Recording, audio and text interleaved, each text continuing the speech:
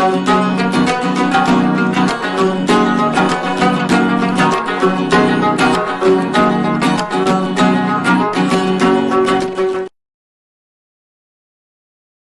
And welcome to MATV Kashmir in focus. नाज़रीन, जैसा कि आप जानते हैं, अपने इस कार्यक्रम में हम पाकिस्तानी कब्जे वाले जम्मू कश्मीर, मकबूजा गिलगित बल्तिस्तान, जम्मू कश्मीर, लद्दाख, हिंदुस्तान, पाकिस्तान, ये सारे मामलात को ज़ेर बहस लाते हैं। लेकिन ये दुनिया का वाहिद चैनल है जिसके ऊपर पिछले 4 साल से हम मुसलसल आपको पाकिस्तानी कब्जे वाले जम्मू कश्मीर की और मकबूजा गिलगित बल्तिस्तान की अपडेट्स देते हैं, खबरें देते हैं।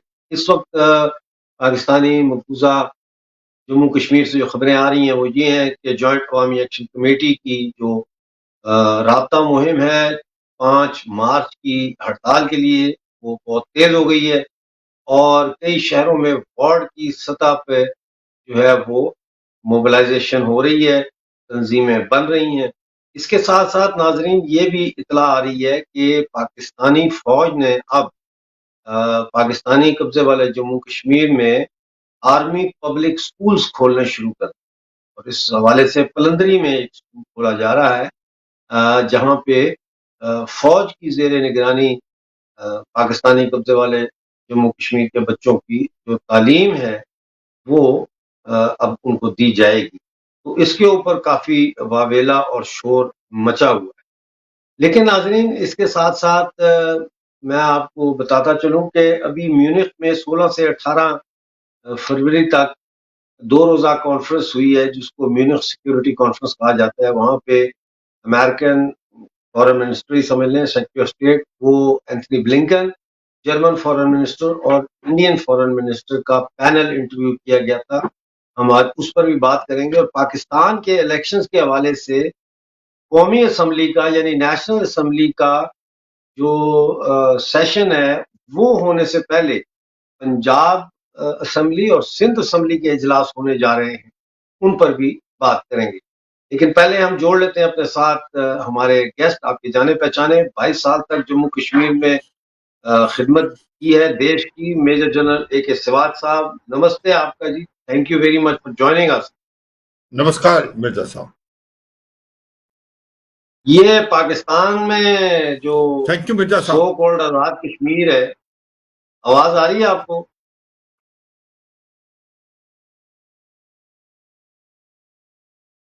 हाँ, मेरे को आवाज आ रही है। ये जो पाकिस्तानी सो कॉल्ड जम्मू कश्मीर है आजाद, मेरे को आवाज आ रही है, आपको आ रही है? यहाँ यहाँ पे अब फौज जो है वो स्कूल खोल रही है, पब्लिक स्कूल्स खोल रही है। इसके बारे में क्या कहेंगे आप?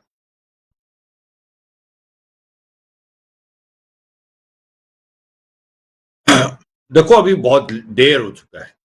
सच्चाई ये है कि अब जो स्कूल खोलने की कोशिश हो रही है उसका कोई खास फायदा नहीं होने वाला, क्योंकि सच्चाई तो ये है कि लोगों को असलियत पता लग गई है। पाकिस्तान की आर्मी ने इनको एक्सप्लॉइट किया है। चाइना पाकिस्तान इकोनॉमिक कॉरिडोर बना दिया है। ऊपर से वहां पर सेकंड क्लास सिटीजन माना जाता है। और आप ये समझें कि पाकिस्तान ने डेमोग्राफिक पैटर्न को भी चेंज करने की कोशिश की है, क्योंकि वहां पर काफी एक्स सर्विसमैन भी पंजाबी बसाए हैं POJ में। तो ये सच्चाई है। ये अब हारती हुई गेम का एक नजारा है कि वो आर्मी पब्लिक स्कूल खोलना चाहते हैं। वो मुझे लगता है जैसे भारत ने शुरू से ही, जैसे भारत ने तो क्या किया था, जो स्कूल भारत की आर्मी अपने कंटोनमेंट में खोल ली थी, बाकी जगह ऐसे ही कश्मीर घाटी में खोले थे और वो स्कूल बहुत ही अच्छा कर रहे।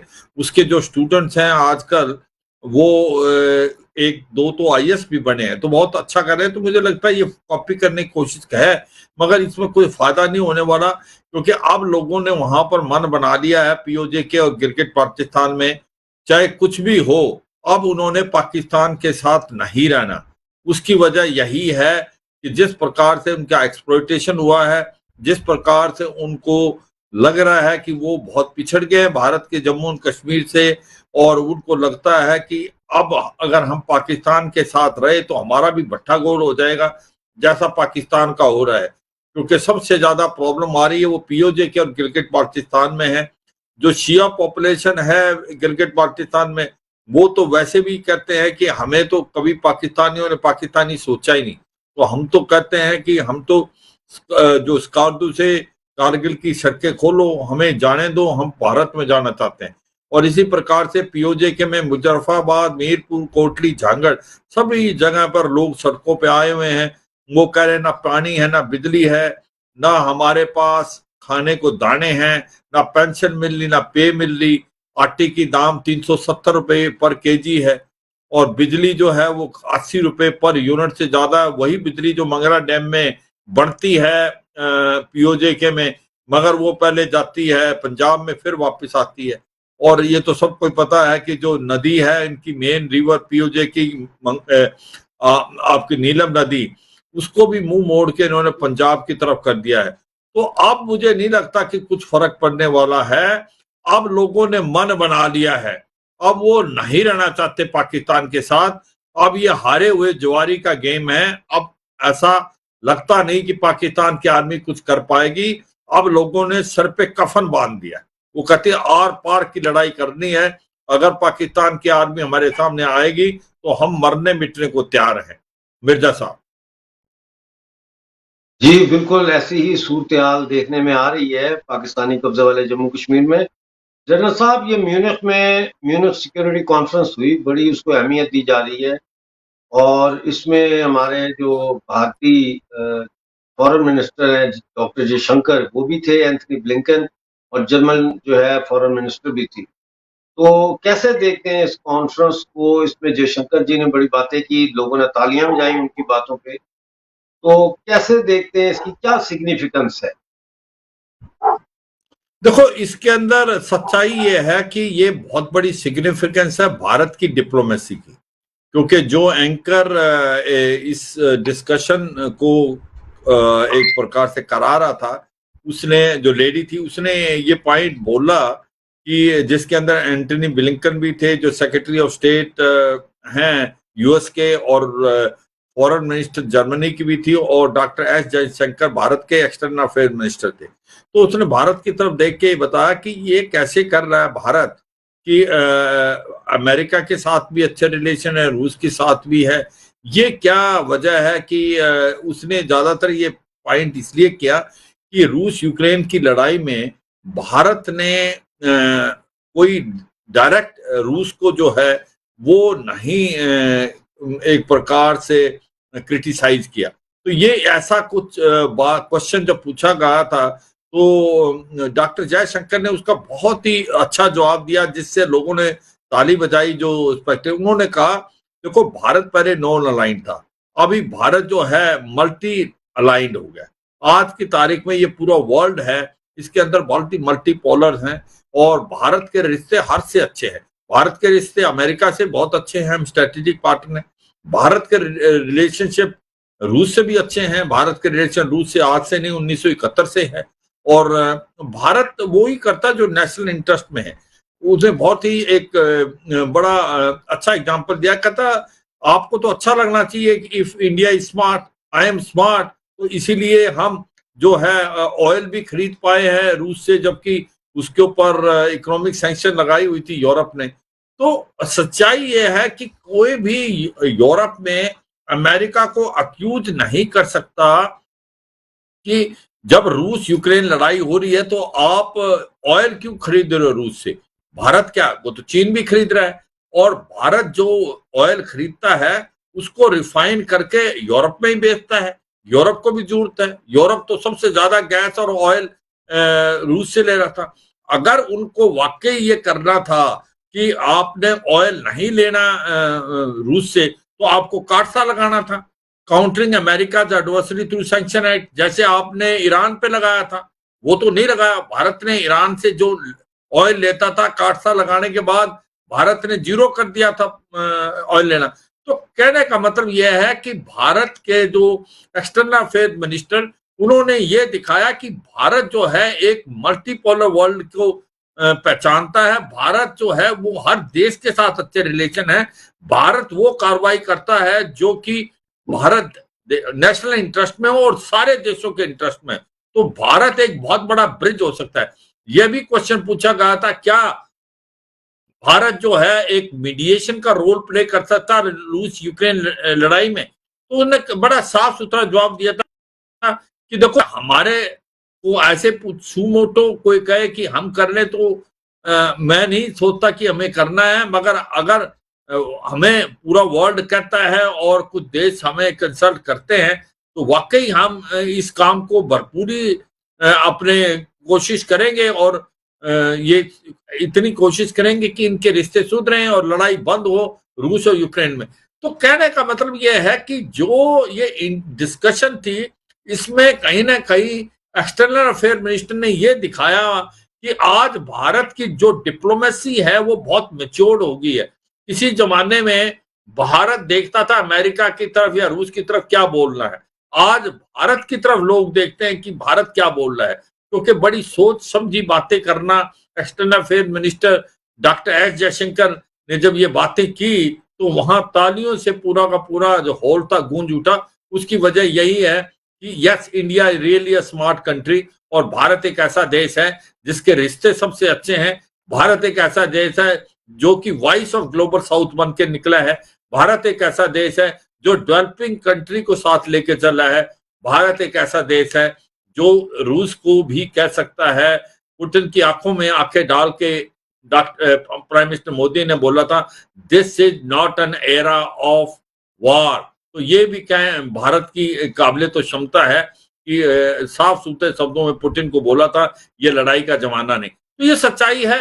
भारत का कद बहुत बड़ा हो गया है आज पूरे वर्ल्ड की डिप्लोमेसी में, इसलिए भारत की तरफ पूरा वर्ल्ड देखता है और भारत इसको बहुत अच्छी तरीके निभाएगा। भारत चाहेगा ह्यूमैनिटी के लिए काम करे, अगर कुछ अच्छा कर पाए वर्ल्ड के लिए तो मुझे लगता है भारत सबसे आगे आएगा और वो अपना जो एक प्रकार से रिस्पॉन्सिबिलिटी है उसको अच्छी तरीके से निभाएगा। मिर्जा साहब। जना साहब, पाकिस्तान में इलेक्शन हो गए और आपने देखा कि सब रिगिंग हुई जबरदस्त, और उसके बाद रावलपिंडी के जो कमिश्नर थे उन्होंने एक बम फोड़ा और उन्होंने कहा जी कि ये मैंने खुद रिगिंग सारी कराई है और 13 जो मेंबर हैं नेशनल असेंबली के उनको हरा के तो दूसरों को जिताया है एक्सेट्रा एक्सेट्रा। और वो बड़ा, उसके बाद वो अरेस्ट हो गए, फिर वो गायब हो गए। फिर आज उनकी स्टेटमेंट आई है कि उन्होंने कहा है कि मैंने वो गलत स्टेटमेंट दी थी, मैं दबाव में था, तो मैंने कोई ऐसा काम नहीं किया और मैं बड़ा शर्मिंदा हूँ। क्या हो रहा है पाकिस्तान में, क्या ड्रामा चल रहा है?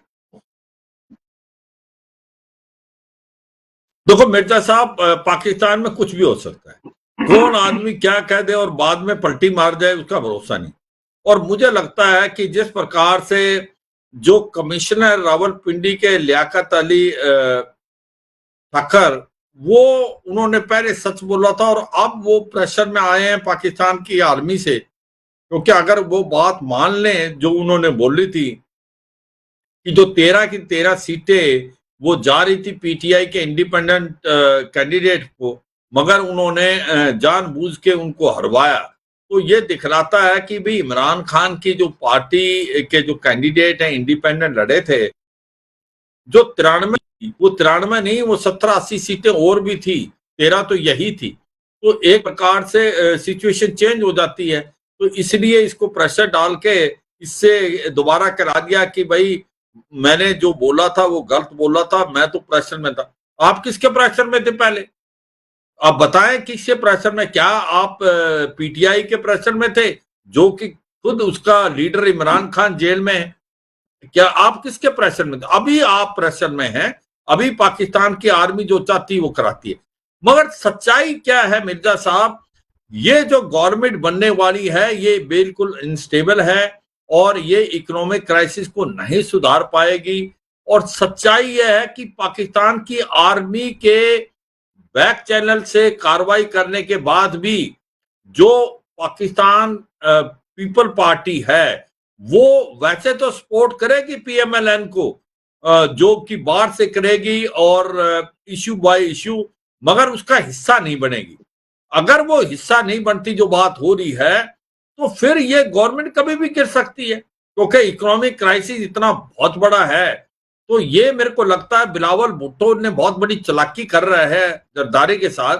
वो सोचते हैं कि कल को गवर्नमेंट गिरती है तो हम कहेंगे भाई हम तो इसका हिस्सा नहीं थे कि हमारे we are not involve in this economic crisis. तो उनको लगता है कि आगे इलेक्शन जब होंगे तो उनको फायदा हो जाएगा। तो इसलिए वो एक तो वो इस जो गवर्नमेंट का हिस्सा नहीं बनना चाहते, बाहर से सपोर्ट करते हैं।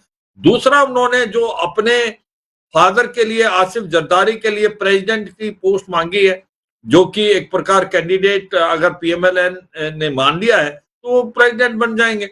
और आपको पता है इनका ट्रैक रिकॉर्ड क्या है, किसी टाइम में इनको 10% बोलते थे। और दूसरा, उन्होंने जो 4 प्रोविंस हैं उनके 2 के गवर्नर जो के लिए बात हुई है, 2 के गवर्नर पीएमएलएन के होंगे, 2 के पीपी के होंगे। और जो चेयरमैन है सेनेट का और जो स्पीकर है हाउस का, वो भी जो 50-50 कर रहे हैं। तो सच्चाई ये है कि ये एक बोली बोली जा रही है, ये गवर्नमेंट इतनी इकोनॉमिकली और पॉलिटिकली स्टेबल नहीं होगी। और ये ऐसा लगता है कि अभी पाकिस्तान तहरीक इंसाफ जिसने 93 सीटें जीती हैं और जो कि अब सुन्नी इत्तेहाद कौंसिल के साथ मिल गए हैं, क्योंकि उनको रिजर्व सीट चाहिए जो 60 एक प्रकार से वुमेन के लिए और 10 नॉन मुस्लिम के लिए है। तो वो चुप नहीं बैठने वाले। आप सोचते हैं कि इमरान खान इस हार को मान लेंगे, जब उनको पता है कि जीत तो उनकी हुई है। सब कह रहे हैं लोग कि भाई ग्राउंड पे Imran Khan is the most popular leader. और ये जो जिस प्रकार से 93 सीटें इन्होंने जीती हैं, कम से कम 70-80 सीटें जो हैं और जीत जाते।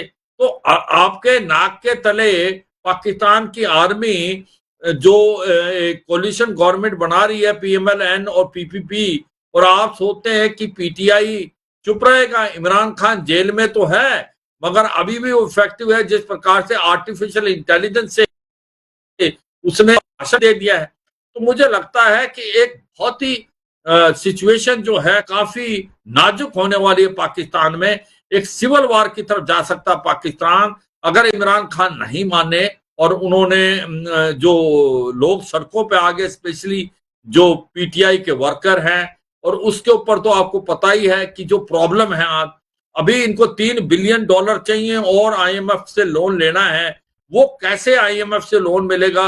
उसके लिए उन्हें रीस्ट्रक्चरिंग करनी है, टैक्सेस सब्सिडीज रिड्यूस करनी है। ये गवर्नमेंट उसको कर पाएगी? क्योंकि सच्चाई है ये एक माइनॉरिटी गवर्नमेंट है जिसको पीपीपी की बाहर से सपोर्ट है। अगर वो ऐसा करेंगे तो गवर्नमेंट गिरने का खतरा है, अगर नहीं करते तो लोन नहीं मिलेगा।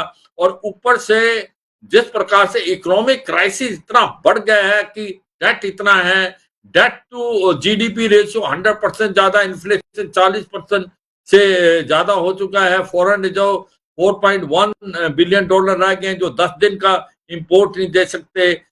एक्सपोर्ट खत्म हो गई, टेक्सटाइल इंडस्ट्री बंद पड़ी, ठप हो गई है। वो इंपोर्ट बढ़ते जा रहे, इन्वेस्टमेंट आ नहीं रही। रुपी 77% गिर गया एक साल के अंदर। आज 300 रुपए से ज्यादा है $1। और आज की तारीख में आटा, दाल और चीनी के दाम जो हैं वो स्काई रॉकेटेड है, चाहे खैबर पख्तूनख्वा हो, बलूचिस्तान हो या पीओजे के या गिलगिट बाल्टिस्तान। तो ऐसे में जो सिचुएशन को देखते हुए ऐसा लगता नहीं पाकिस्तान इससे मझधार में चला जाएगा। और दूसरा जो आतंकवाद बढ़ता जा रहा है वो एक बहुत ही ज्यादा कॉज ऑफ कंसर्न है। तहरीक तालिबान पाकिस्तान जो है वो अब बहुत ज्यादा बोल्ड हो गया। बलूचिस्तान लिबरेशन आर्मी जो कि एक जेन्युइन फ्रीडम स्ट्रगल कर रही है बलूचिस्तान में, वो भी बहुत सक्रिय है। ईरान से रिलेशन अच्छे नहीं है, अफगानिस्तान से अच्छे नहीं है, भारत से नहीं है। तो ऐसे में मुझे लगता है हर तरफ से पाकिस्तान को बहुत बड़ी प्रॉब्लम है और पाकिस्तान इससे निकल नहीं पाएगा। क्योंकि जो ये गवर्नमेंट बनी है ये एक वीक गवर्नमेंट है, ये एक माइनॉरिटी गवर्नमेंट है और ये अनस्टेबल रहेगी और ये इकोनॉमिक क्राइसिस से पाकिस्तान को नहीं निकाल पाएगी। और आतंकवाद इतना बढ़ता जा रहा है, मुझे लगता है कि एक सिविल वार जैसी सिचुएशन पैदा हो सकती है। अगर ऐसा हुआ तो पाकिस्तान के 4 टुकड़े हो सकते हैं आने वाले समय में, जिस प्रकार से एक खैबर पख्तूनख्वा और उसके बाद बलूचिस्तान, सिंध और पंजाब और पीओजे के और गिलगिट बाल्टिस्तान जैसे मिर्जा साहब हम बात करते रहे कि वो अब भारत के अंदर मिलेगा। अब वो समय आ गया है कि इसको मिलना चाहिए और मुझे लगता है अब इसकी तरफ काम हो रहा है, जिसका आप बार बार इशारा करते हैं। मुझे लगता है काफी कुछ इस पे कार्रवाई हो रही है। अब पाकिस्तान को भी महसूस होने लगा है कि अब ये पीओजे के और गिलगित बाल्टिस्तान पाकिस्तान के साथ रह नहीं पाएगा। अगर आप सोशल मीडिया देखें तो वहां लोग बोलते हैं कि अपना घर तो संभलता नहीं, चले हैं कश्मीर लेने। तो मुझे लगता है अब लोग भी ये कहने लगे हैं कि ये जितनी प्रॉब्लम पाकिस्तान में हुई है, ज्यादातर जो इकोनॉमिक क्राइसिस होती है वो एक कश्मीर इशू के कारण भी, वो कश्मीर इशू तो कुछ कर नहीं पाए पर अपना भट्ठा गोल कर लिया इकोनॉमी का, और आतंकवाद बढ़ाने का भी से भी बड़ा नुकसान हुआ पाकिस्तान को, जो लोग बोल रहे हैं। तो मुझे लगता है अब सिनेरियो पाकिस्तान के लिए काफी हद तक काफी खराब है। अब होगा क्या, अमेरिका इसको क्या देख रहा है, क्या अमेरिका इस सिचुएशन को नीचे जाने देगा, या उसको डर है कि इसके आतंकवाद अगर बढ़ जाता है तो वो जो न्यूक्लियर हथियार हैं वो किसी न किसी आतंकवाद के ग्रुप के साथ चले गए तो फिर क्या होगा। मुझे लगता है ये सबसे बड़ा कॉज ऑफ कंसर्न पाकिस्तान के लिए है कि आज पाकिस्तान एक न्यूक्लियर स्टेट है, उसके न्यूक्लियर हथियार अगर आतंकवादियों के पास पड़ गए और उनके हाथों में बढ़ गए तो क्या होगा। तो मुझे लगता है ओवरऑल सिचुएशन काफी नाजुक है पाकिस्तान के लिए। एक नहीं, बहुत ज्यादा प्रॉब्लम है। वो कहते हैं सिर मुंडाते ही ओढ़े पड़ना, economic crisis, political instability, terrorism का बढ़ना, आतंकवाद जो है वो जो एक प्रकार बहुत ज्यादा फैलता जा रहा है, और उसके ऊपर पाकिस्तान के जो रिलेशनशिप हैं अपने जो नेबर्स एक्सेप्ट चाइना, वो सब के साथ काफी खराब हैं इस समय। मिर्जा साहब, बहुत शुक्रिया जनरल साहब, आज हमारे साथ जुड़ने का। आप हमेशा हमारे प्रोग्राम में आते हैं और हमारे दर्शकों को आप एक एनालिसिस देते हैं जो जाहिर है सच के सिवाय कुछ नहीं होता और बड़ा महत्वपूर्ण होता है। नादरीन, जैसा कि आपने सुना आज के हमारे कार्यक्रम में, एक तरफ पीओजेके में 5 मार्च की हड़ताल की तैयारी हो रही है, दूसरी तरफ जो है वो पाकिस्तानी फौज जो है वो आज़ाद सो कॉल्ड कश्मीर में आर्मी पब्लिक स्कूल खोलने जा रही है। तीसरी तरफ आप देख रहे हैं कि भारत का जो स्ट्रेचर है आलमी सतह पे वो इतना बुलंद हो गया है कि म्यूनिख की जो सिक्योरिटी कॉन्फ्रेंस है उसमें अमेरिकन और एंथनी ब्लिंकन और डॉक्टर जयशंकर और जर्मन फॉरेन मिनिस्टर जो है, ये 3 मेन लोगों को बिठा के तो सेमिनार होता है, और उसके अंदर जयशंकर की बातें जो है वो जनरल साहब ने हमें बताई हैं। इसी तरह हम देख रहे हैं पाकिस्तान में शदीद क्राइसिस आया हुआ है, कोई उनका दोस्त नहीं है। और इस सारी सूरत हाल में जनरल साहब का ये कहना कि पाकिस्तानी कब्जे वाले जम्मू कश्मीर और गिलगित बल्तिस्तान जो है बहुत जल्द भारत में शामिल होगा, ये एक ऐसी खबर होती है, ऐसी बात होती है जो हमारे लिए ताज़ा हवा का झोंका है। अब आपसे नाजरीन मुलाकात होगी ट्यूसडे को लंदन टाइम 6:30 बजे। अपना बहुत सारा ख्याल रखिए और उस वक्त तक के लिए डॉक्टर अमजद मिर्जा को इजाजत दीजिए। जय हिंद, जय जम्मू कश्मीर।